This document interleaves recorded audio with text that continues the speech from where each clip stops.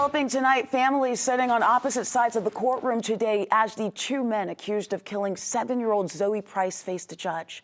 11 Alive's Chase Howell was there as a defense attorney asked for his client's alleged admission to this crime to be thrown out because of his age.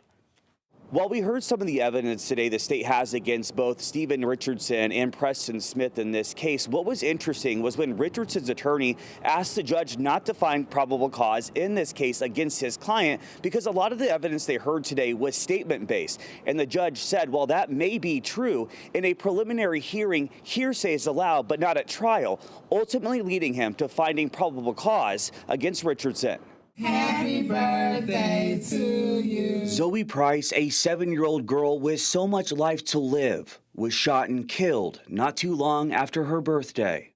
Police say she died after Preston Smith and Stephen Richardson drove past her house and shot it up last month. In court Tuesday, a detective who took the stand during their preliminary hearing says it all started from an argument between Zoe's brother and Smith over a group FaceTime call.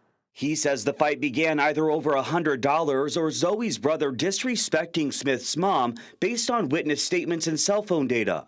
But that's not all he says ties both Smith and Richardson to the scene. He testified doorbell video from the Price's home and security video show the suspects pull up in Price's car and start shooting. And in an interview with the detective, he alleges Richardson admitted to shooting at the house. But his attorney argues there's no proof and that his client merely shot at the ground. Richardson's attorney also asked the judge not to find probable cause because he was interviewed without a parent or advocate. Richardson is 17 and considered a minor. But the judge ultimately sided with the state, finding probable cause to indict both him and Smith. In Atlanta, Chase Howell, 11 Alive News. We do know both Smith and Richardson will remain in custody pending a next court date.